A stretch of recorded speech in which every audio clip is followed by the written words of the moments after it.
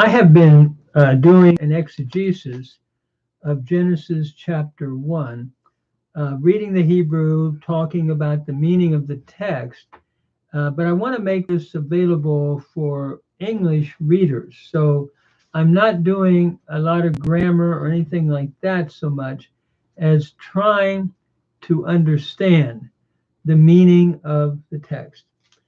Thus far, we have seen in the first day how God is the sole creator. He did not have a female counterpart, as in Enuma Elish.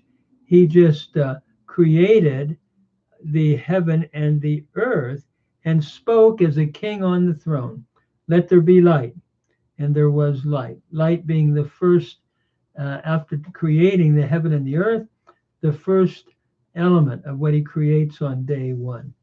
On day two, he then slid the disc, the rakia, a sort of poetically pictured as a hammered out disc.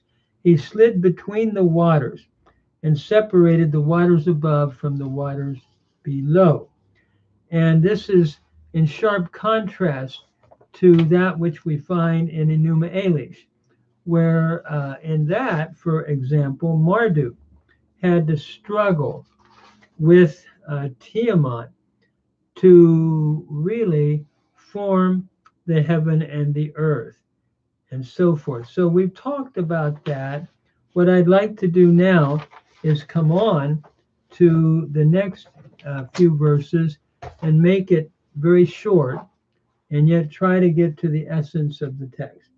I've done videos where we've looked at the ancient Near Eastern text more in depth, and one can find that on my video dealing with the ancient Near East and the Hebrew text here. So we come to verse 9, and it says, Vayomer Elohim yikavu hamayim betachat hashemayim el mekom echad, v'tera'eh hayabasha vayehi chen. Notice God speaks, and God said, let the waters be gathered together from under the heavens unto one place. I take that to be the place where the waters are to be, not necessarily in just one location, but unto one place. That would be their place in the creation. And let the dry land be seen. Interesting, the Yabashah, the dry land here, is used, the same word used in Exodus, where in 14, where the Israelites went over through the Red Sea or the Red Sea on Yabashah, on dry land. So the God of creation is the God of redemption. But then in verse 10, Vayikra Elohim layabasha eretz ulemikvei hamayim karayamim vayar Elohim kitov. And God called to the Yabashah, to the dry land, and he said, your name is going to be earth. He said, earth will be your name. And to the gathering of the waters, he called Yamim, or the seas. And God saw that it was good. Notice the Lord is the one who has authority over the seas. And I'm reminded of the contrast in the ancient Near East from Baal, who had to struggle constantly with Yam. It is interesting, in an Ugaritic poem of Baal, it reads this way, your name will be driver. Driver, expel Yam, the sea. Shumka ata ayamur, mura yama, mara yama. That is, I'm just giving a translation of the Ugaritic there. But then from his throne, Nahar, from the chair of his dominion. In other words, expel the sea from his throne. La kusihu nahar, la kakti darkitihu. So what's interesting to me is that Baal always had to struggle with Yam, with the sea. But here, not so with the Lord. He doesn't have to struggle. That is, he just speaks, and the sea is formed, and it only goes so far, and it does what he tells him. It goes to the place where they belong. So he is king of the seas. And as I'm making New Testament application, I think of Jesus, who spoke to the sea, and it obeys him. What a beautiful application that I find in the New Testament to our Lord in Mark chapter 4.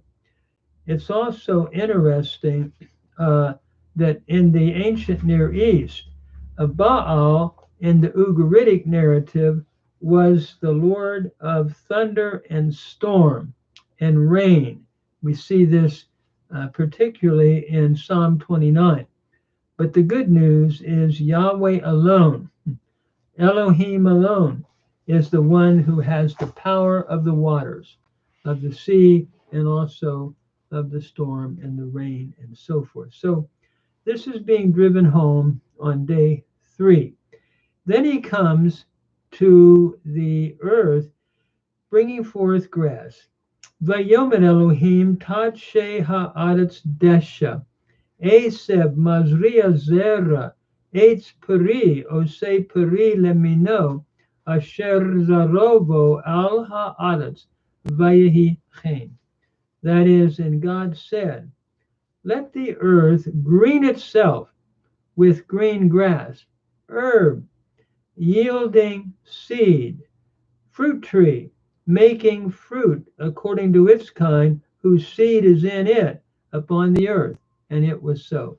Notice again God's creative power to cause fertility. It was interesting.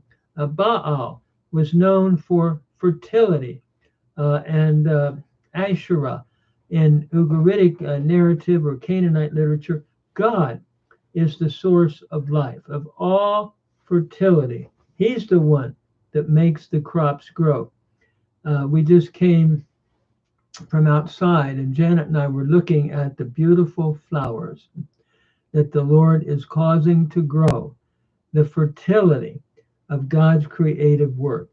But it goes on then, Vatotse haaretz desha, Eseb mazria zera leminehu, Va'etz ose peria shevzarovo leminehu, Vayar Elohim kito. And the earth brought forth grass, herb, yielding seed to its kind, and trees, making fruit, whose seed is in it, according to its kind, and God saw that it was good. Notice there's 2 types of seeds.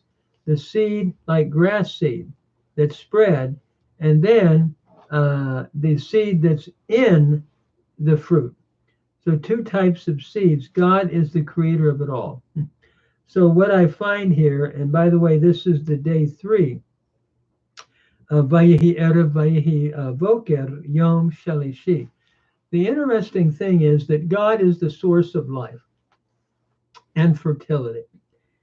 And I think as I look at the New Testament with New Testament application, Jesus Christ is the source of life. We see that all the way through John's gospel. In him was life, and the life was the light of men. He is the God of fertility and the God who brings life to those who believe in him. And then we go to day 4, and this is in verses 14 through verse 19. It reads, Vayomer Elohim yehi me'orot birkia hashamayim lehavdil bein hayom uvein halayla v'chayu le'otot ulemoadim uleyamim v'shanim. That is, and God said, let there be lights or light holders in the expanse of the heavens to cause a division between the day and between the night, and they shall be for signs and for seasons, for days and for years. Notice the sun and the moon are not to be worshipped. They're to take Israel uh, and let them know the Jewish calendar, so to speak, as to when they are to go and worship. And this is why it's not only for signs, but for Mo'adim. Mo'adim would be the same word used in Leviticus 23 of the festive occasions throughout the year. And so what we have here is a beautiful picture of God alone allowing the sun and the moon to hold the light. And it's interesting. Notice what he calls the sun. V'hayu lim orot b'rkiya hashemayim l'ha'ir ha'aretz v'yichen. And notice, and let them be in the midst, let them be light holders in the expanse of the heavens to cause light upon the earth. And it was so. Notice God is the king over the sun and the moon. So you don't worship the sun and the moon, you worship the one who's the king over them. And he's allowing them to be light holders. And he doesn't even name them in the Hebrew. He just says big light and little light. Notice the next verse, Vaya'as Elohim et shenei ha'me'orot ha'gedolim, et ha'ma'or ha'gadol le'memshelet hayom, ve'et ha'ma'or ha'katon le'memshelet halayla, ve'et ha'kochavim. I always get amazed at this text. And God made two great light holders, the big light holder, or the great one, for a ruling of the day, and the little one for a ruling of the night. And by the way, he threw in the stars also. He deals with the two big light holders, the sun and the moon. He did not name the sun, he just said big light. And same way with the moon. The Hebrew Shemesh sounds too much like the Akkadian Shamshu, the sun god. And so he's not even naming them. They're simply under his rulership as king, allowing them to have rule over the day and over the night. I'll never forget years ago when I was going through this text in Hebrew in a class.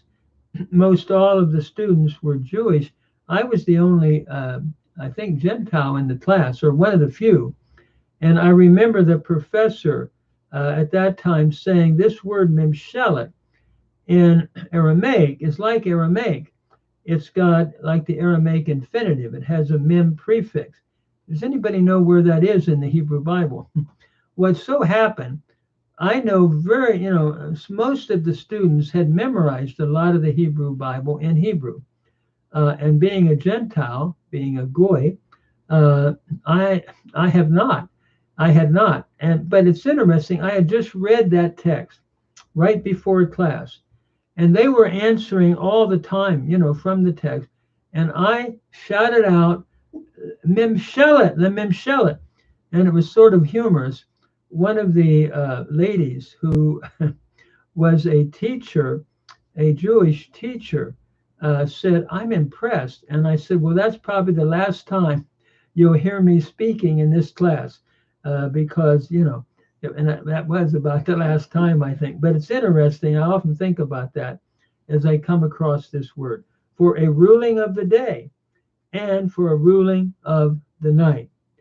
And so notice it says, Vayiteno tam Elohim berkiya hashemayim laha'ir al ha'aretz. That is, and God set them in the expanse of the heavens to give light upon of the heavens, to give light upon the earth, and to rule over the day, v'limshol b'yomu v'layla, u'lehavdil bein ha'oru bein ha'choshek, v'yar Elohim kito, and to rule over the day and over the night, and to divide the light from the darkness. And God saw that it was good. Vayehi erev vayehi boker yom revi'i. And there was morning and there was evening, day one. It's interesting as we look at the ancient Near East. Shamash was the Akkadian god of the sun, and he was worshipped. I'll give you an example. one of the Akkadian literatures reads, shepherd of that beneath, keeper of that above. You direct Shamash. You are the light of everything, who enlightens the darkness, illuminator, dispeller of the darkness, the vault of heaven. And it goes on and on to worship Shamash. What a difference between here, where the sun and the moon are not to be worshipped, but only to show Israel the times of the yearly festivals of Leviticus 23. We had the same thing in the Egyptian Book of the Dead, for example. An example to Ra, who was the sun god in Egypt. Adoration of Ra when he rises in the eastern part of the heaven.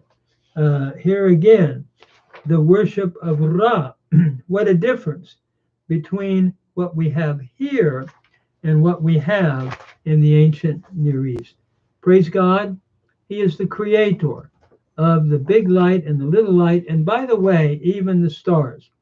They tell us that the nearest galaxy is 30 million light years, or excuse me, I think it's 2.5 million light years away, traveling at the speed of light. In 2 seconds, we zip past the moon. We still have 2.5 million years of travel time at that speed to get to the nearest galaxy. The Lord created that.